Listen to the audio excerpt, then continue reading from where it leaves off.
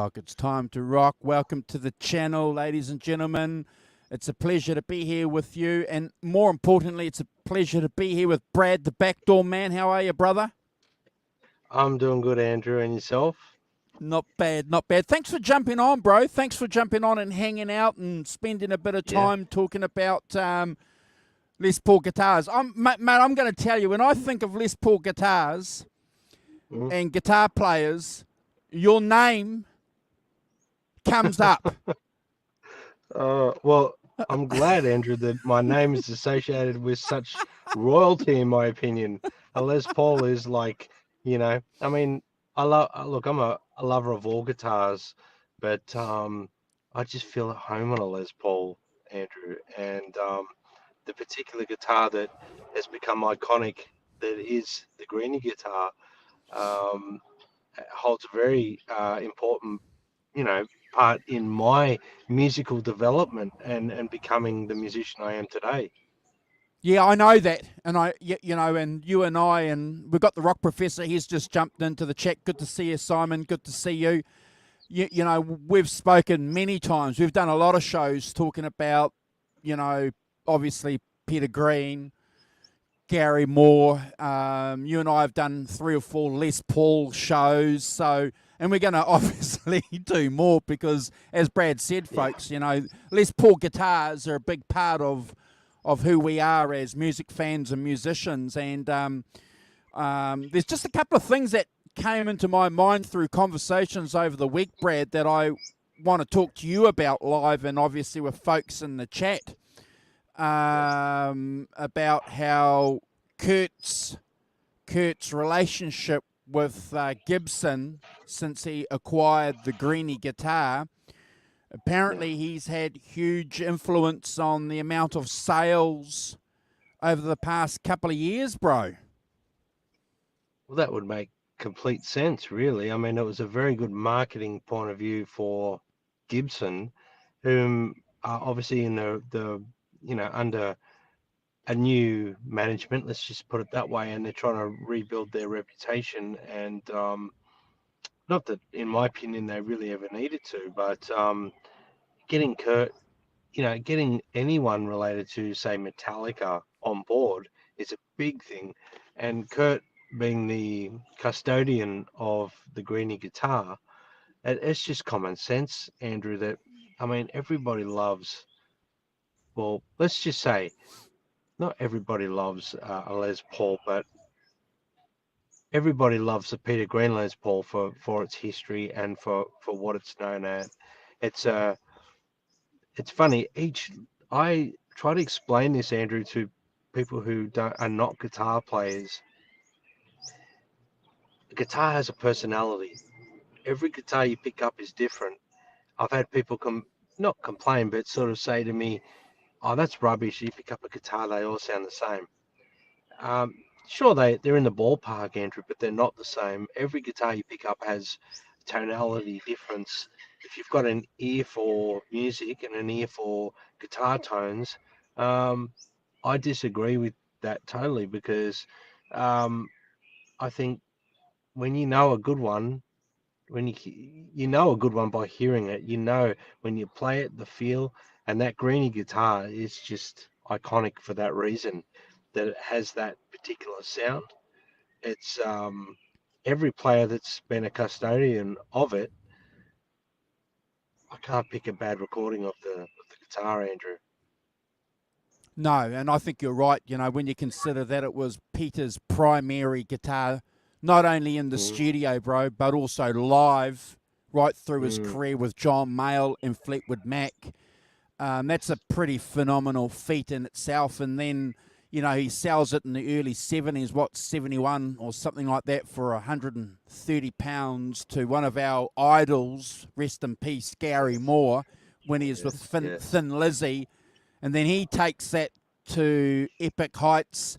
And in a nice way, and you and I have spoken about this, and I'll get your view on this, because you and I both agreed with this. He pays it back by doing his Blues for Greeny in '95, bro.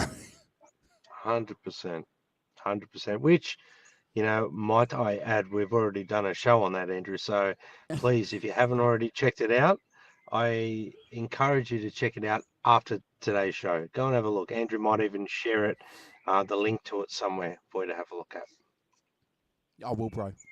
I will. And Yeah. again, we talk about that because and so this is why Brad and I are here, folks, because one of the things that we discovered when we did that show was that Peter Green and Fleetwood Mac and that whole British electric blues scene was given a boost by Gary Moore in 1995 when he recorded that album and went on tour with it. In a kind of strange, similar way, Kurt's doing the same thing, bro, today. Yeah. Yeah, 100%. I mean, Kurt is a unique character. He's in a position where he can afford to, you know, be the custodian of the guitar until it moves on to another person. But it's really in a good home and it's getting used, which is what really guitars are for. It's great that the guitar is getting played live. It's looked after properly. I mean, he's taking it on the plane with him when he flies. He takes it everywhere. So Yep. at least it's getting used, and well done to him for getting his hands on it and respecting it, and pushing the product again for Gibson, and even to the point now, Andrew, where we've done shows on it, and where they're doing relic jobs of it. Gibson are redoing the job, and they had a stock line, and then they had that first run that sold out immediately, almost before it even was released, I believe, because there was that much demand for it, Andrew. Yeah. And what I'm talking about, people, is the Gibson did like a remake of the Greeny guitar for people to purchase. How many do you know, Andrew? How many the first run of them was? It was only a very 50. small number, 50. 50. So yeah, they did So 50 of and that was a 50K guitar, bro. yes, and the guitar, apparently, from things that I've seen and read and watched on YouTube, um, when you put Greeny next to the remake, it was almost impossible to tell which one was which. So it was a good job done. But even the base model, what they call the base model one, the reproduction, Andrew, that wasn't relicked, even that sold really, really well. So people love this iconic guitar, and they just want a piece of it for themselves. They just want a piece of that history, either hanging on their wall, sitting in their lap, leaning against their guitar amp, whatever it may be. I say if you can afford to own one, why not? Because I know if I could, I'd go and get one, just for the sake of saying it's my Greeny. It's not the Greeny, but it's my Greeny. Yep. And look, I agree with you. And again, you and I both agreed. I remember we thought it was smart. They did the 50K one. They came out with the 20K one. They did the 3,000K US one, which is about 5K, 5.5K here in Aussie and New Zealand. And then they're going to do the Epiphone version, bro. So, again, smart marketing, bringing that music back, that whole scene back. And like you said too, bro, he takes that guitar. This is Kurt we're talking about, guys. And there's a couple of comments here, and we're going to highlight your comments in the chat and answer them. So, Mark, don't go away. We'll get to your comment. But another thing that he does too, bro, this is Kurt, he lets people play the guitar. Yeah. Yeah. So if you're a dude backstage on a guitar, at a Metallica concert, like and is that the Greeny? Yeah. Do you want to pay? Yeah, okay. Yeah, that's so cool. I mean, you can only imagine what it means to someone to put it in their hands and even just strum like one or two chords with it, let alone play the damn thing. just to say that you've actually held that thing would be something that you would take to your grave. You would be wrapped. You know what I mean? It's something that there's so much history with that guitar. It's been through. It's had a hard life too, Andrew. The Greeny guitar. It's had It's a had a hard hard life. life. It's had a hard life. It's been, on tour. It's been broken and knocked about and kicked about. But Mark's Yep. got a great comment here, and to be honest, I kind of felt like this too when I found out that Kurt had become the owner of Greeny. I kind of thought, well, he was just going to lock it away. I had no thought in my mind, bro, that he was going to take it out on tour and do what he was just going to lock it away. But, Mark's saying, but now he's in agreement. It's better to be used than in a hard rock cafe somewhere. Oh, 100%. It's the same thing, Andrew, with other iconic guitars that are sold at auctions and things like that. I think it's really sad that they just disappear, and they're in the hearts of so many music fans, especially guitar players. Iconic guitars I'm talking about, Andrew. They get put away, and that's a very sad thing to see when a guitar's. Let's be honest, a guitar is made to be played and not put away. And when a guitar's got a history, it becomes even more special. Imagine going to watch Kirk Hammett play that guitar at a Metallica concert. That would be a magical thing to see, in real life. I think it would. Oh, look, I totally agree with you. No, I'll tell you Mm, what, bro. I'll tell you what. mm, yeah, If Metallica ever come to New Zealand, yeah. I'm buying a ticket. I'm going Well, not to see the not. music, to see that Yeah, well, guitar. in the 90s, I was a Metallica fan. I had Injustice for All. I bought all the Yeah, albums before that. And then when the Black Album came out, I was listening to pretty much Use Your Illusions, and I was listening to Metallica's Black Album and Nirvana, Nevermind, and then all the Soundgardens and all that. But the point I'm getting at is over the years, I haven't listened to Metallica as much, but I would go and see them for their music, but also to see Kirk Hammett playing that damn guitar, mate. I would yeah, love yeah, to. yeah, yeah. Me too. Me too. That Mm, Black Album is a fantastic album too, bro. Don't get me wrong. Sorry, folks, if yeah. you please don't take my slight comment as a dig at Metallica, because, like Brad said, we were all in the day. That Black Album was a huge album, bro. As Oh, you yeah. said, Use Your Illusion and that album, and also that other album, Symphony of Destruction, came out by Megadeth. That was another. That Oh, was another yes. album Yeah. too that we were listening to. Holy cow! Holy cow! Yeah. Isn't it funny to think that around that time Gary Moore released Still Got the Blues I know, and then with Greeny? and then Yeah, we go and buy the CD of yeah, what a yeah. what a juxtaposition of music sounds and tones we were listening to, bro. That's unbelievable. The 90s music will never be reproduced, in my opinion.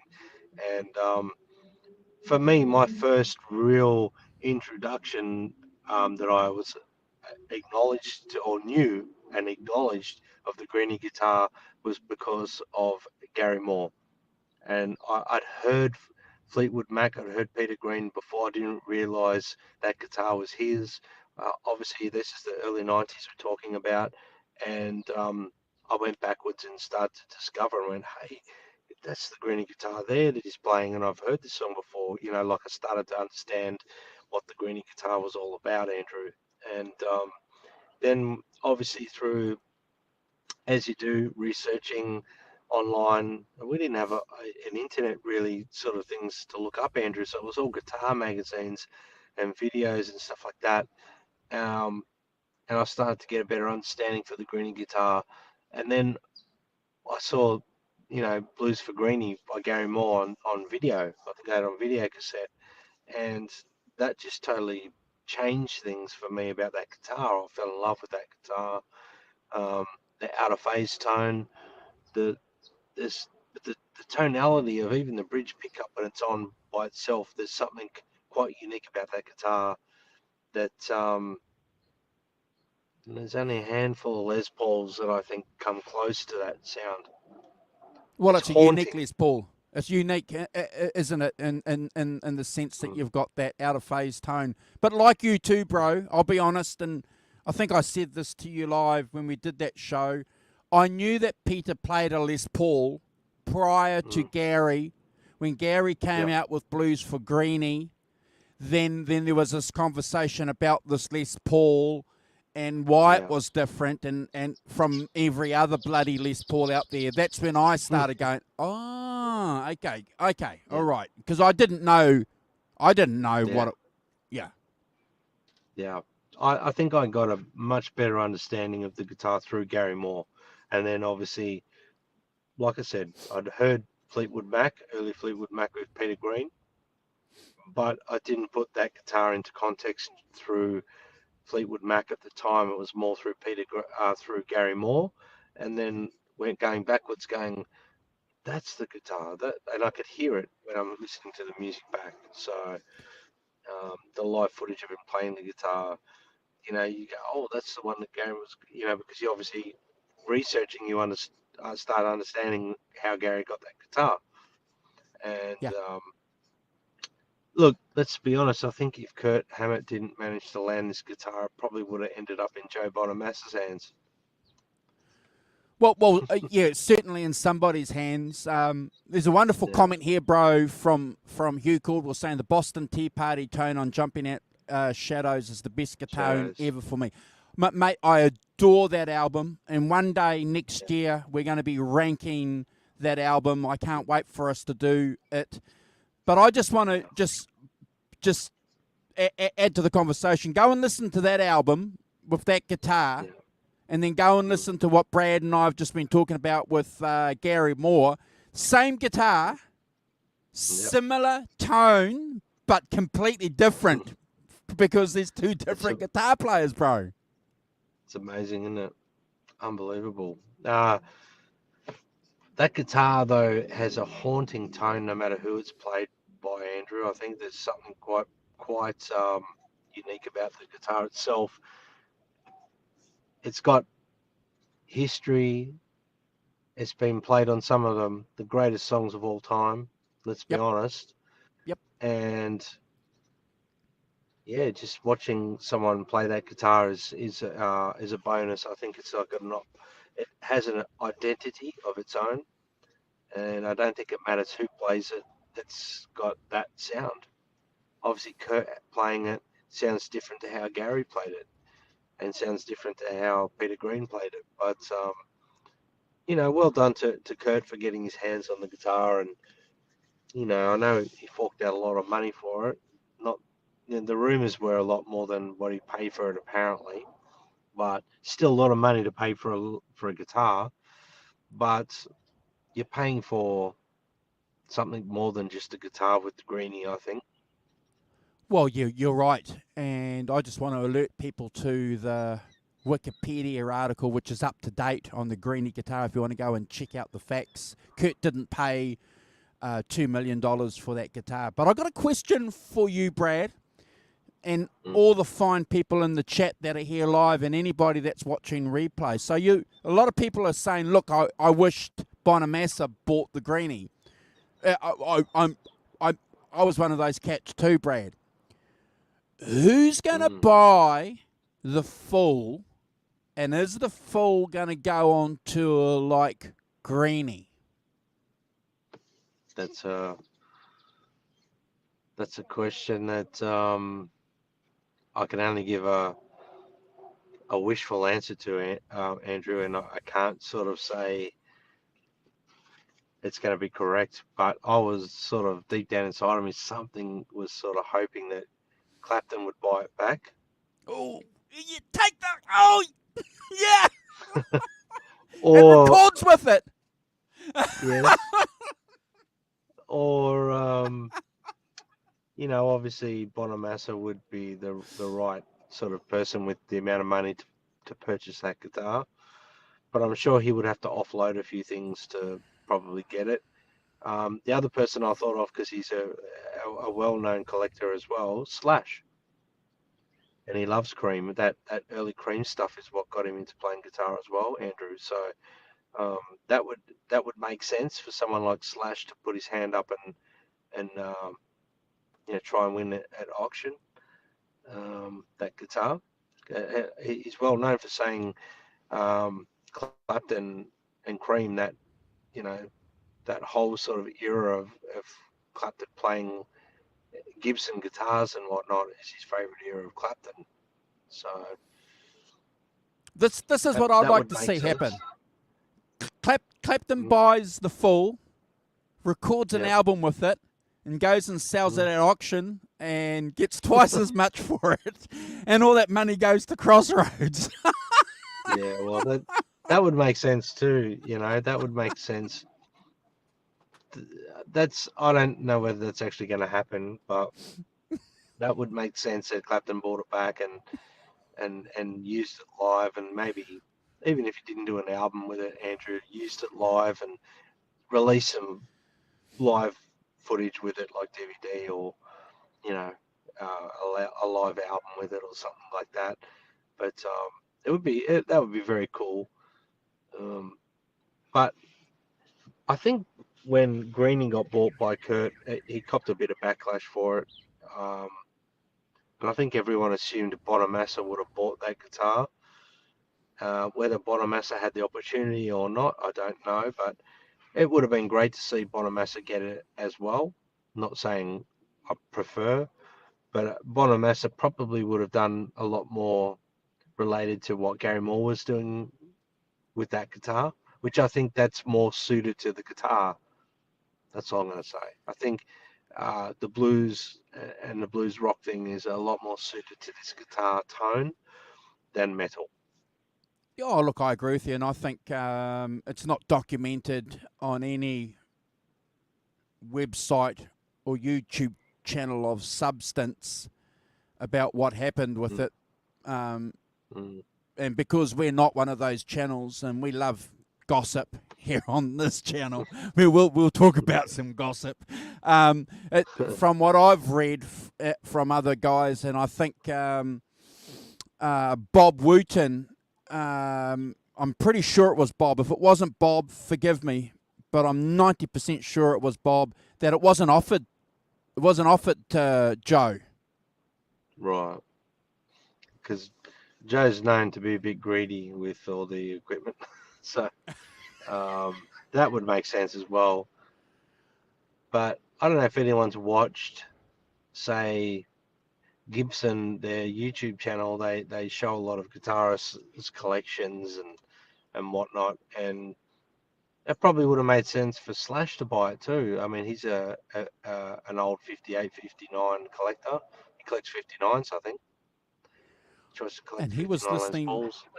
And he was listening to Peter Green too when he was a young fella growing up as well. Yeah. We've discussed this. Jeff Yeah. Beck was his main man, but he knew Green. Yeah, well, Slash is well known to be the Les Paul guy. You know what I mean? He's well known for it, so it would have made sense. But all things aside, Kurt owns it, and at least he's doing the right thing and using the damn guitar. Like get it out there and play it and use it. It would be great if he loaned it to blues musicians to record with it and then take it back as well. That would be amazing, and share it. Good point. That's a good point. And there's a great comment here from Johnny Heartbreaker. Good to see you, bro. And I'll do a shout out soon to all you fine people here hanging out with Brad and I. But this is one of the reasons why I didn't think Kurt was going to do anything with it. So Johnny's saying Kurt never played a Les Paul live. He's not known for playing a Les Paul. So correct. Ever. Correct. So he just bought it because he could. Correct. And that's when we thought, Johnny, like a lot of folks, that he was just going to lock it away and it was just an investment. But to be fair, the guy has taken it out and, he plays it and it travels first class with him. And we've discussed this tribute that they did in 2020 where he plays the Green Manalishi live with it, and boy, he does a hell of a job, Brad. Yeah, yeah. Oh yeah, he's a hell of a player too. You know, so I mean, look, it's great. He's got it. It suits him now because he's had it for a little while. So people have seen him play it, and he's you know, he's a quirky guy, and I think he likes to use different things as he's gotten older, different guitars. Definitely wasn't a Les Paul guy in the early days, that's for sure. So, No. but yeah, No. that is true. Johnny Heartbreaker, I think he bought it because he could, you know, and I would too if I had the money and I could, and it was on offer. Geez, I'd have to sort of fight myself to say no I'm going to throw some picks because up, I'd bro. be, yeah, If that's cool, we'll put some picks up, and yeah, but yeah, I think one of the interesting things about the guitar when Gary bought it off Peter, and bought it for what it was worth back then, which was 120, 130 pounds, and the nice thing that Gary said, and it's been documented everywhere, he said, look, if you ever want it back, I'll sell it to you. And Greeny and Peter turned around and said, no, I don't want it back. yeah, So unreal. we gotta remember that it was just from Peter's perspective a fine guitar. So anyway, we're gonna throw up some pics. So here's some famous pics there of Peter with it. Green, yeah, beautiful. It's got a lot more color back there, Andrew. Got a lot more colour there, bro. And so there's Peter there in the middle with Kurt, and wasn't that nice of Kurt and Gibson to arrange to get that to Pete, for Pete to have a look at it before he passed away? That was at least Gibson, and this is one of the great things that I like about them, thinking, okay, let's do something. Maybe the guy wants to see it before he goes. You know what I mean? Yeah, that was a lovely gesture, that's for sure. A lovely gesture. Bit of colour there, bro, too. Yeah, This is a it's famous amazing pic. how much it's. Sorry, bro, I Yes, cut you off. I've got that. Ah, it's amazing how much it's faded over the time. You know, So it's a that's a great famous picture, pic that one. by a good friend of ours that's joined us a few times, Jeff Lovenfell, from his book with Bob, Robert, the Blues Jam in Chicago. Famous pic, bro. Yes, that's a wonderful pic. I've got that. Oh, there's my montage. Yeah, it's a great montage, mate. You got that as a phone saver, haven't you? Screensaver. You got it, bro.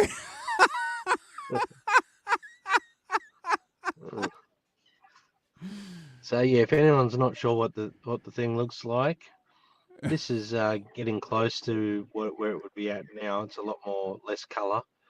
That color seems to fade off quite a substantial amount with those older ones. And there's Kurt. He's putting it to good use. You can see the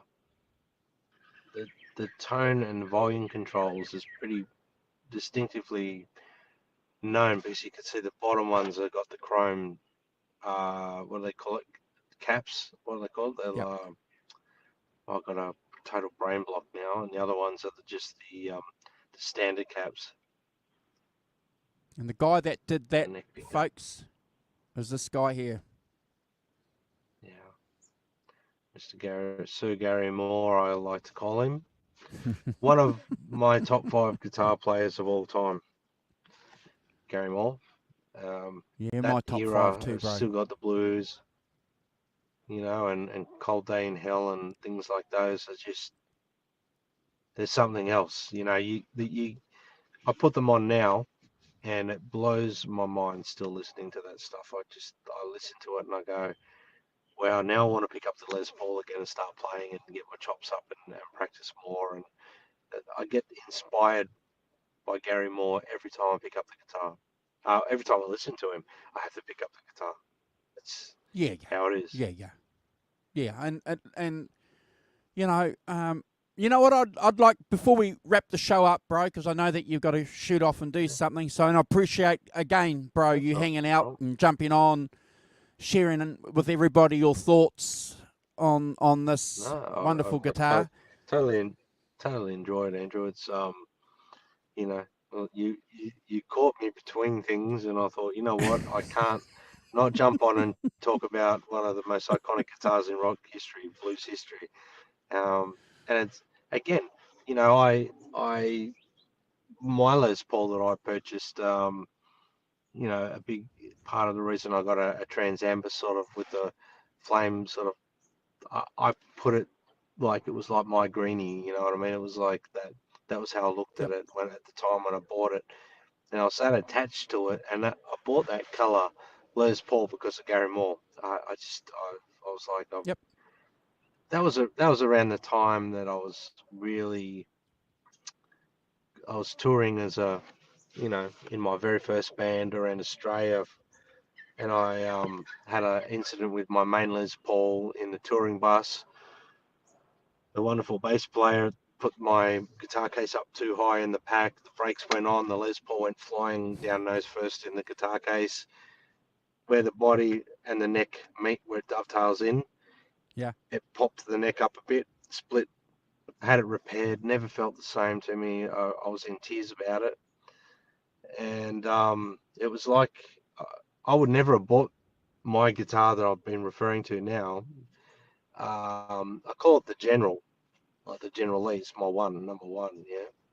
And I would never have bought that guitar if that didn't happen. So it was meant to happen, obviously, because I sold that guitar. I sold it legit. Told them about the incident that caused the neck injury, the neck fault. Had it repaired properly, um, and my partner at the time just said, "Well, what are you going to do?" I said, "Like, I'm gutted because I loved that guitar, but it just was not the same after that." I said, "I've got to find my new guitar." And Tony from Trump's Music in North Sydney just messaged me out of the blue, like it was meant to happen, Andrew, and goes, "I'm going to send, where are you? You're in Perth, aren't you?" I went, "Yes." He goes, "I'm going to send you this guitar." I went, "What guitar?" He goes, "I'm going to send you this guitar. This is your guitar." I went, "Can you send me a picture?" He goes, "No, just give me your address where you are." Lo and behold, the thing arrives a couple of days later. Pulled it out of the Gibson box, opened the thing. It was like a ray of sunshine was coming out of the case. It was like, whoa! And I instantly fell in love. And then I picked it up, and it had the '60s neck that I love and all that. It's just, and the tonality was that mid-range thing, and I associated it with the Greeny. That tone, I felt it's got that tone. I've never reversed the neck magnet because it's just I leave it how it is. But I've always thought at some point that I could possibly do that, or buy a Les Paul and just do it to have my Awesome. own sort of like Greeny tribute. So you've Fantastic got one, story. Andrew. You've got a Greeny tribute too, don't you? Um, yeah. So I think, and one day soon, you and I will jump on with the Rock Professor, and we'll do a guitar show with our Les Yeah. Pauls. I love doing those shows. But I think Yeah. what what I'd like Kurt to do, and he can do this, bro. So Kurt, when you're watching Brad and I and the phone folks in the chat here, when you're Yeah. go and do a blues album. You can do it. Yeah. Yes. Gary came from a hard rock background, and 100%. rediscovered his blues roots.